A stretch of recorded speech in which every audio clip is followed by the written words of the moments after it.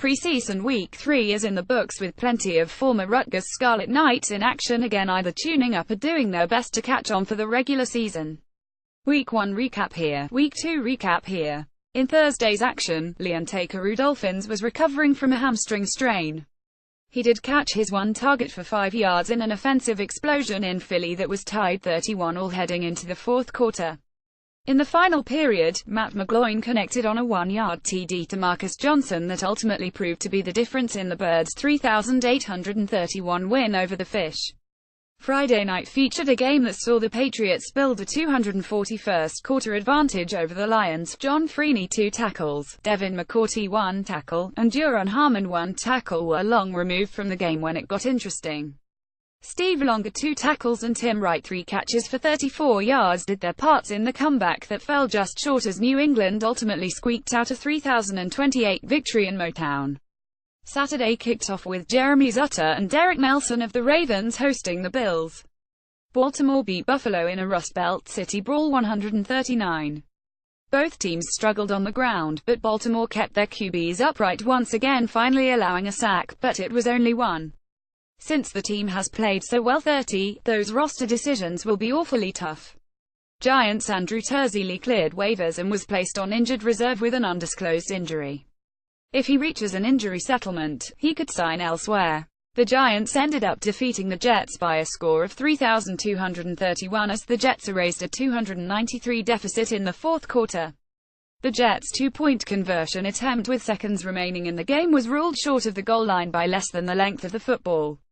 Carlton Agudosi and Caleb Johnson, representing the Valley of the Sun, headed east to greet Mohamed Sanu in Hotlanta.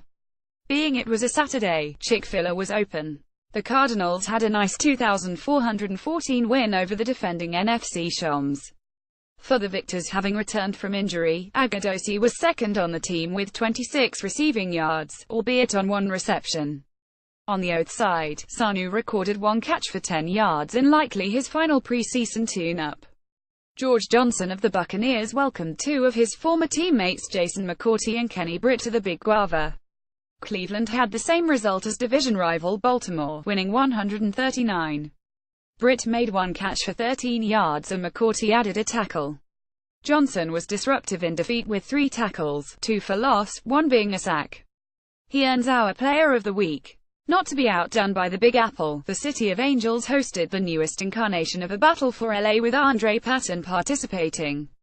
San Diego claimed a 2-point victory 2,119 with Patton recording 2 catches for 31 yards.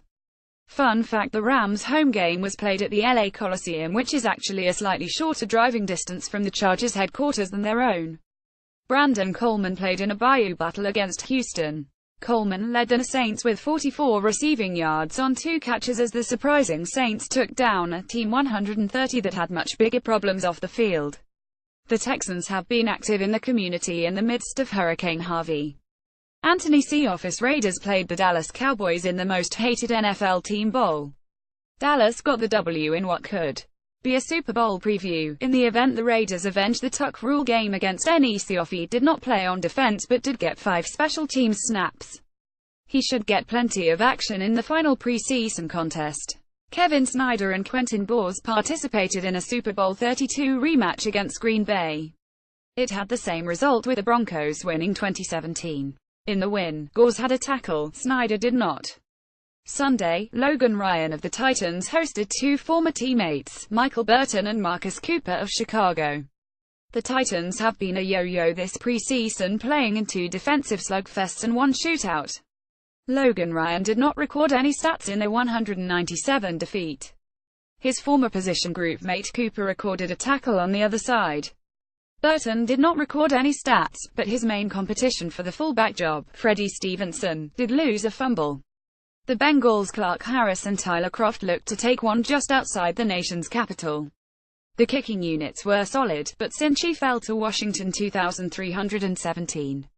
Croft got the start but managed a catch for 2 yards in his first and likely only meaningful preseason action.